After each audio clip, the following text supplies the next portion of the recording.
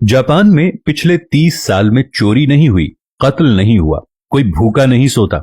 जलजले के वक्त कैंपों में सब कुछ रख दिया जाता है। कोई एक छटांक जरूरत से ज्यादा नहीं लेता। दयानतदारी में दुनिया में पहले नंबर पर हैं। आप सड़क पर करोड़ों रुपए फेंक दें, कोई नहीं उठाता। आप कंधा मारें तो सामने वाला माजरत करता दिखाई देगा। तरक्की और टेक्नोलॉजी में दुनिया से 10 साल आगे जीते हैं। काम इतना करते हैं कि वजीर आजम हाथ जोड़कर आराम के मशवरे देता है। सिगरेट की राख झाड़ने की डिब्बियां जेब में रखते हैं।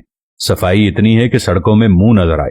पाबंदी वक्त इतनी कि 5 मिनट ट्रेन लेट हुई तो पूरी कंपनी बंद कर दी। अखलाक इतना बुलंद कि आप हैरत से मुंह तकते रह जाएंगे। इखलास, मेहमान नवाजी और सकाफत कमाल। मोहब्बत वफा इतनी कि जापानी बीवी पूजा करने लग जाए और आपको इतना खिलाए कि मोटे होने का खौफ तारी हो जाए। चावल की फसल मरगूब ग़िज़ा। एक दफा कहत पड़ा तो 30 साल का ऐसा जखीरा कर लिया कि दुनिया से चावल नायाब हो गए, लेकिन वहां से खत्म ना हुए। जापानी जिसके हो गए बस पत्थर पर लकीर है। निजाम सेहत ऐसा कि टॉयलेट आपको जिस्म की पूरी डिटेल दे दे। 2 नंबरी और बेईमानी का तस्वुर महाल।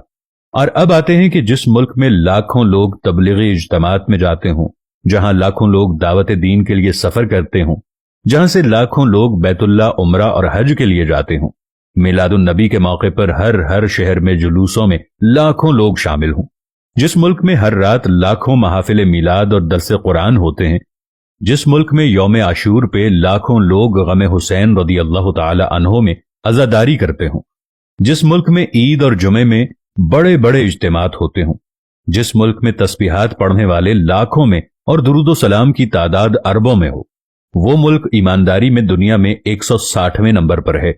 और काफिरों का जापान दयानतदारी में नंबर 1 मुल्क करार पाए तो सवाल तो उठेगा कि हम किसको धोखा दे रहे हैं। हम खुद को धोखा दे रहे हैं या अपने खुदा को धोखा दे रहे हैं? क्योंकि हम दुनिया को तो धोखा नहीं दे रहे, दुनिया हमसे आगे जा रही है। दुनिया तो हर काम में आगे है। हम किसको धोखा दे रहे हैं?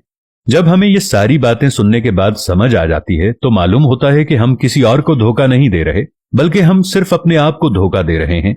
और खुदावंद करीम ऐसा मेहरबान है कि फिर भी हमें रिज़्क अता करता है।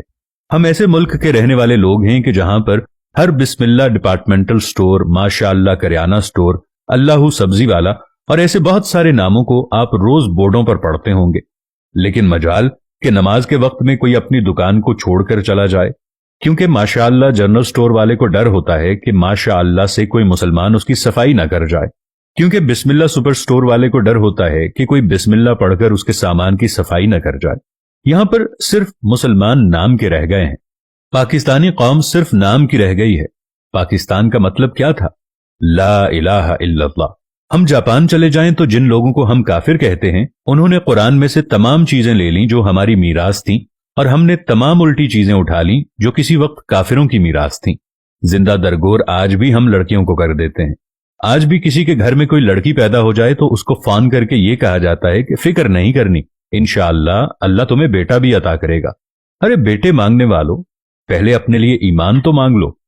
मैं आज अपने देखने वालों के साथ मिलकर अपने रब्बुल इज्जत से ये दुआ मांगता हूं कि मेरे पाक परवरदिगार पाकिस्तान का मुस्तकबिल रोशन फरमा। मेरे पाक परवरदिगार हम तमाम इंसानों के दिलों से मैल को निकाल दे। हम 2 नंबर बेईमान लोगों के दिलों से बेईमानी निकाल दे। मेरे पाक परवरदिगार हमें सुकून वाली जिंदगी अता फरमा। पाकिस्तान पर अपना रहमो करम फरमा। पाकिस्तान को आदिल और सच्चे हुक्मरान अता फरमा। आमीन या रब्बल आलमीन।